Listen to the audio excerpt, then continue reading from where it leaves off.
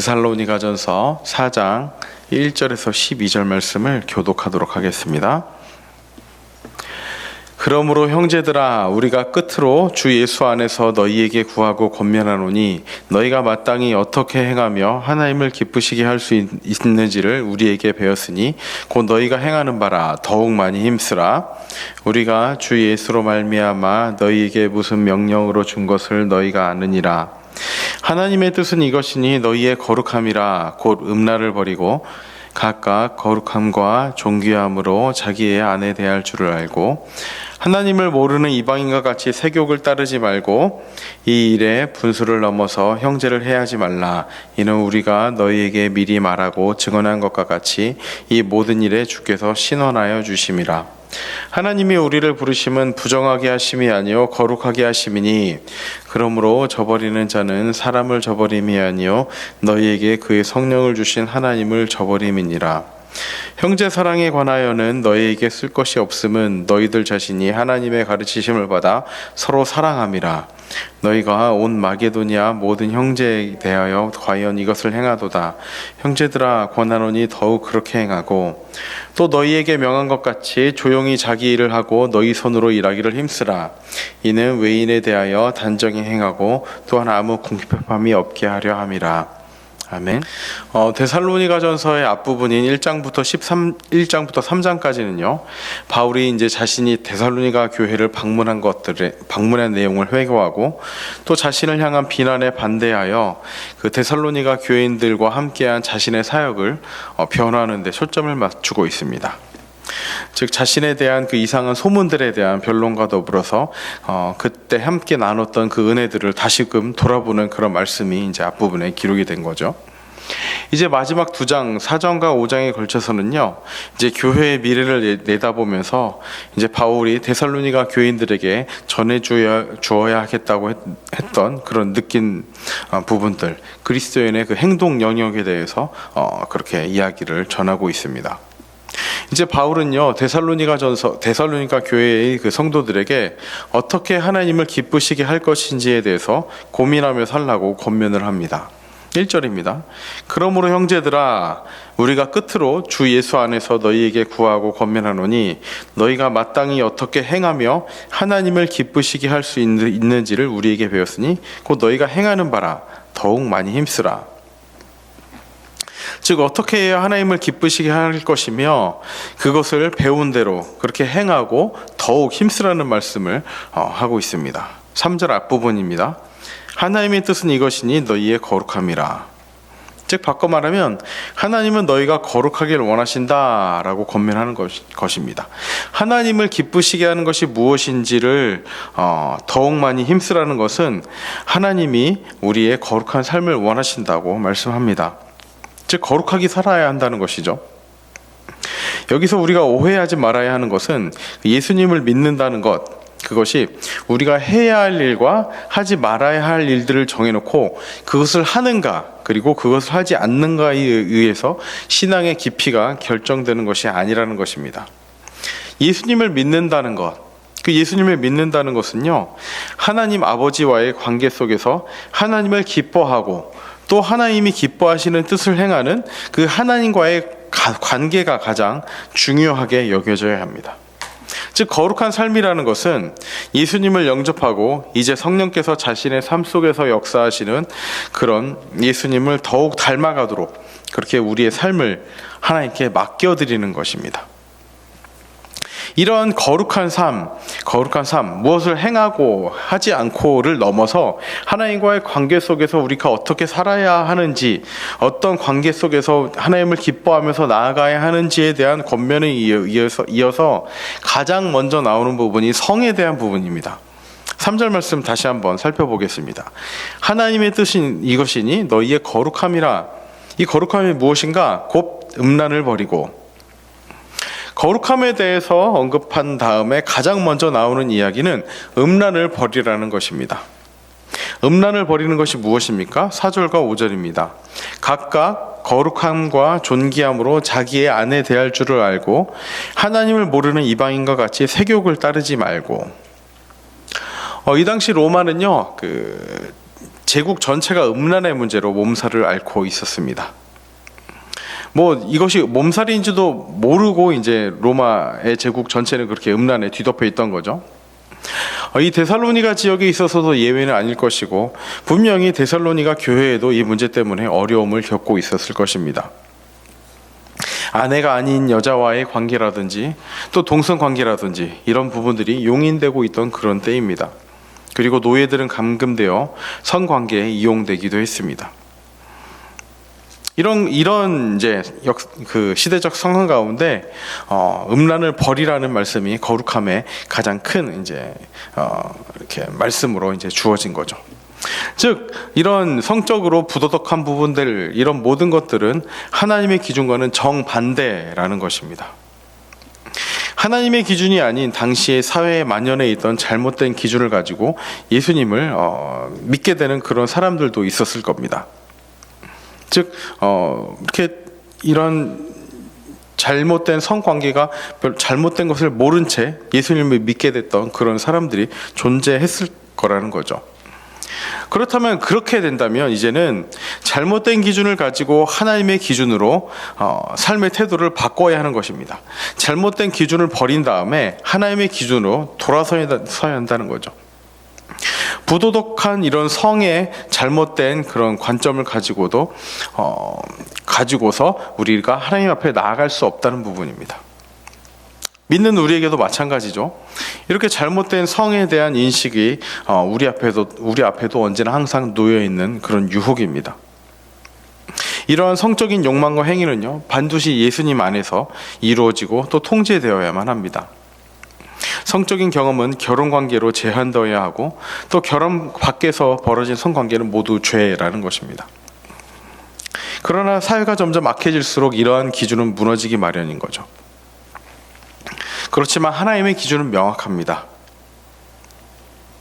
이러한 잘못된 성적인 그런 전제들, 기준들은 무너져야 한다는 것이죠. 그리고 하나님 안에서 주어진 그 안전한 울타리 안에 주어진 그러한 하나님 안에서 용인된 성에 대한 부분만이 우리가 받아들여야 한다는 것입니다. 거룩함에 관한 말씀에 이어서 곧바로 이렇게 성적인 문제가 기록이 된 것은 당시 이 문제가 제대로 된 기준이 없이 가장 심각하게 여겨졌던 부분이기 때문일 것입니다. 7절입니다. 하나님이 우리를 부르심은 부정하게 하심이 아니요 거룩하게 하심이니. 즉 이런 모든 것들이 하나님 앞에서 거룩하게 살아갈 수 있도록 우리를 권면하고 돕는다는 말씀입니다. 하나님께서는요, 그리스도인이 거룩하게 살기를 원하십니다. 그리스도를 따르는 것이 어떤 것입니까? 우리는 이미 예수님의 희생을 통해서 죄 용서함을 받았습니다. 그렇지만 날마다 하나님의 말씀을 우리의 삶에 새기면서 우리의 마음을 정결하게 해야 합니다. 세상이 이 부분에 대해서 기준이 없다, 그냥 네 마음대로 하면 된다라고 이야기할 수 있지만, 우리는 하나님의 말씀을 기준으로 삼고 그 말씀을 기준으로 살아야 한다는 것입니다. 하나님의 말씀은요, 무엇이 죄인지를 우리에게 가르쳐주고, 그 죄된 삶에서 떠나 언제나 예수님과의 올바른 관계 속에서 올바른 길로 가도록 우리를 인도합니다. 그렇게 사회적 통념이나 사회적 그런 묵인된 그런 용납이 우리를 하나님께로 이끄는 것이 아니라는 말씀입니다. 그 모든 것들은 우리를 부정하게 만드는 것이죠. 하나님의 말씀을 따라 살아갈 때 우리는 그 거룩한 길로 나아가야 할 수 있다고 말씀합니다. 8절입니다.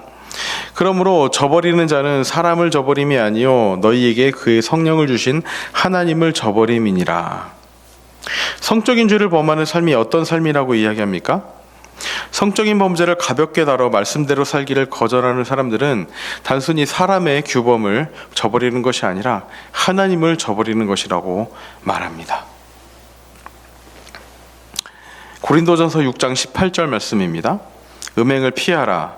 사람이 범하는 죄마다 몸 밖에 있거니와 음행하는 자는 자기 몸의 죄를 범하느니라. 성적인 죄는요, 자기 자신의 몸을 파괴하는 일입니다. 자신의 몸을 파괴한다는 것은 자신의 그냥 몸을 버리는 것뿐만 아니라 단순히 육체적인 질병을 넘어서 한 사람의 영혼에 미치는 죄가 있다는 그런 말씀인 것입니다. 이 시대는 참 악한 길로 가고 있는 것 같습니다. 그러나 악하다는 그 말의 의미는 무엇인가 하면 기준이 없다는 것이죠. 분명 하나님의 말씀은 하나님이 용납하신 그 성의 범위를 넘어가는 것을 죄라고 이야기합니다. 그러나 이 시대는 그것이 죄가 아니라고 이야기하죠. 그렇지만 그것이 죄가 아니라는 이 사회적 통념을 넘어서 우리는 하나님의 말씀을 따라가야 하는 것입니다. 그 말씀을 따라갈 때 우리는 가장 안전한 삶, 거룩한 삶을 살 수 있는 것입니다. 시대가 이렇다고 해서, 다른 사람이 이렇다고 해서 하나님의 말씀을 이야기할 때 넌 정말 바보 같은 그런 생각을 가지고 있다는 그런 얘기를 듣는다 할지라도 우리는 말씀의 기준을 따라야 살아야 하는 것입니다. 그렇게 하나님의 말씀을 따라 무엇이 죄고 또 무엇이 죄가 아니고 그리고 무엇이 거룩한 것인지를 날마다 구별하며 그렇게 하나님의 말씀을 따라 올바른 길로 나아가는 저와 여러분들이 되시기를 진심으로 소망합니다. 9절 말씀입니다. 형제 사랑에 관하여는 너희에게 쓸 것이 없음은 너희들 자신이 하나님의 가르치심을 받아 서로 사랑함이라. 바울은 성적인 순결에 대한 권면에 이어서 형제 사랑에 관한 말씀을 이어갑니다.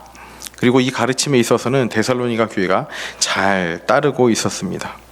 이처럼 하나님의 말씀을 따라 형제를 사랑하고 서로를 용납하고 그리고 피차에 이 말씀을 권면함으로 말미암아 하나님의 올바른 기준을 따라가는 저와 여러분들이 되시기를 바랍니다. 이 교회 공동체 안에서 무엇이 진리이고 또 무엇을 따르는 것이 하나님의 말씀을 따라 거룩하게 나아가야 하는 것인지를 서로 권면하고 그렇게 하나님의 기준을 따라 나아갈 때 우리가 하나님의 이 말씀대로 즉 하나님의 뜻을 따라 거룩함을 바라보며 거룩한 길로 나아가는 우리 모두가 될 줄을 확신합니다. 그렇게 살아가는 오늘 하루가 되었으면 좋겠고 또한 그렇게 우리 교회가 그렇게 거룩한 공동체로 하나님의 뜻을 따라 나아가는 곳이 되기를 진심으로 소망합니다. 이 시간 다 함께 기도하는 시간 가지도록 하겠습니다. 참으로 이 약한 시대에 기준이 없다 하는 시대, 성적으로도 이것도 괜찮고 저것도 괜찮다고 말하는 그 시대에 우리는 분명하게 말할 수 있어야 합니다. 하나님의 뜻은 이것이니 너희의 거룩함이라. 곧 음란을 버리고 이 시대의 악한 풍조를 따라가는 것이 아니라 하나님의 거룩한 삶을 따라가는 우리가 될 수 있도록 인도하여 주시옵소서. 무엇이 죄라고 가르치는 하나님의 말씀을 따라 그것이 죄인지를 명확히 인지하고 하나님의 거룩함을 따라가는 우리가 될 수 있도록 인도하여 주시옵소서.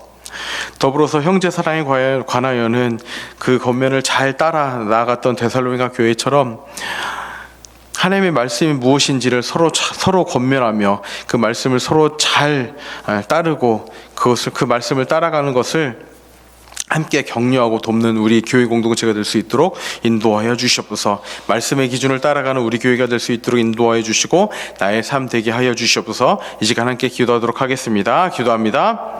하나님 아버지 이 시대의 약한 풍조 가운데 하나님 말씀이 없다 하는 이 시대 가운데 하나님 오직 주님의 말씀을 따라가는 우리의 삶 될 수 있도록 인도하여 주시옵소서. 더더욱 주님을 바라보며 나아가게 하여 주시옵시고 하나님의 뜻은 명확하니 거룩한 길로 나아갈 수 있도록 인도하여 주시옵소서. 아버지 좀 악한 시대의 풍조를 따라가는 것이 아니라 하나님 정말 주님을 따라 나아가는 귀한 우리의 삶이 되기 원합나이다. 오늘 하루의 삶 가운데 아버지 좀 그런 말씀을 따라 사는 기쁨이 우리 삶에 충만할 수 있도록 인도하여 주시옵시고 그렇게 살아갈 때 정말 주님 교회가 더더 거룩한 길로 나아가는 뜻을 하나님을 기쁘시게 하는 그런 교회 될 수 있도록 인도해 주시옵소서.